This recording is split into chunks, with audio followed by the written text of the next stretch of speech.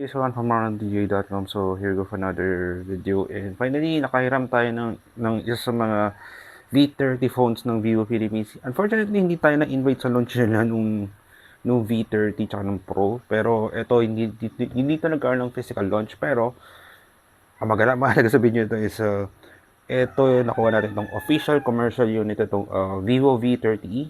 Ito yung pinakamura sa lahat nung tatlong phones nung V30 series. So this one is powered ng Snapdragon 695 processor, which is nalagyan natin sa specs. Yung lahat ng specs is nakalagay na sa description below. So ito yung official itsura ng box ng official commercial unit ng Vivo V30e. Ang nakuha natin dito is 8 gigs 1256 variant. I think isa lang yata yung variant na nilabas ng Vivo Philippines for this one.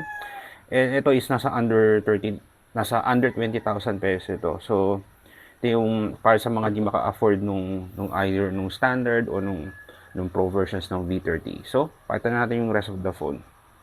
Pero syempre, bago mo natin ipakita yung mismong phone, ito yung laman ng package. So ito yung TPU case. Nabagit natin official commercial unit, so kailangan panoorin nyo to. Ito yung user manual, isuot ng tie for help mistaken, quick start guide, regular USB to Type-C, the usual.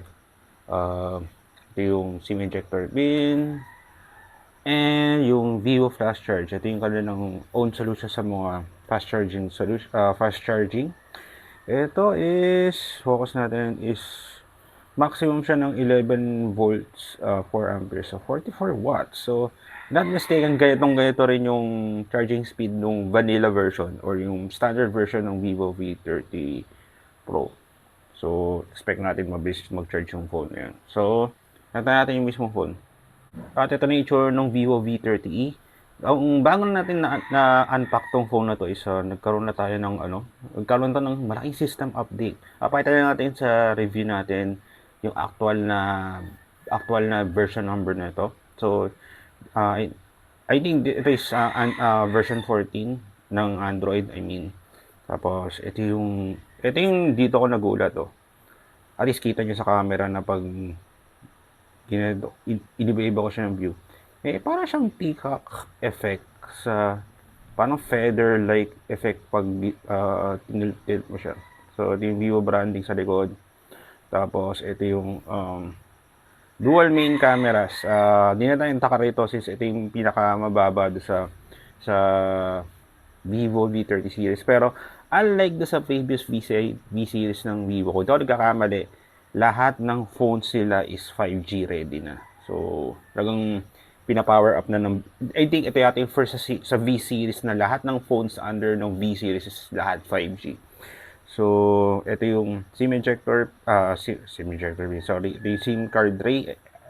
Hindi ako nagkakamali, wala itong micro SD slot. Pero goods na yung 256 gigs storage. Tapos yun, ito yung sa baba. Ito yung USB-C port.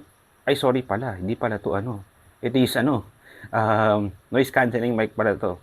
Nandito talaga yung SIM ejector, or I mean yung SIM card tray sa baba.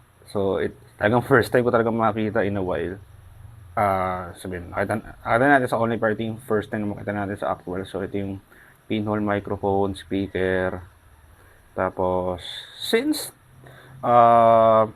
is curved din yung display nito, is ang dito lang nalagay yung volume rocker tsaka yung power unlock button, which namayos pa nila. Since AMOLED display nga pala to is nandito na sa mismong display yung fingerprint sensor. So it's been a while na I think na-skip natin yung V29 kung talaga kamali, pero pa-correct ako pa-post ko na sa website. Ito yung itsura yung bagong pull down menu ng Vivo V30e. So, ganito yung i-swipe mo sa kanan yung the usual Wi-Fi, mobile data, Bluetooth, flashlight, and so on. Wala siya nung unlike do sa ibang phones na pag i-swipe mo dito sa kaliwa, notification dito I think dito babagsak lahat, babagsak lahat ng notifications tsaka yung pull down menu, yung pinaka-control center ng Vivo phone. So, check na natin later on. So, pasid na sa camera kung gaano, ano yung maximum resolution niya, or sabihin, tama, yung maximum resolution niya sa ano, sa shooting niya. Yan. So, I think hindi yata ito, no? Iba yata yung processor nito, hindi ito Snapdragon 695 kasi can shoot 4K eh. Can shoot 4K nga pala siya. Basta ibababa natin sa description below yung full specs na ito ng Vivo V30. Since na-post na natin ito sa website actually yung specs na ito. So, lalagyan natin sa description below and wait for the actual review nito. Babaksak din tayo ng video samples sa YouTube channel natin. So, I hope you like this video and na-enjoy nyo yung ating first look ng official commercial unit ng Vivo V30e.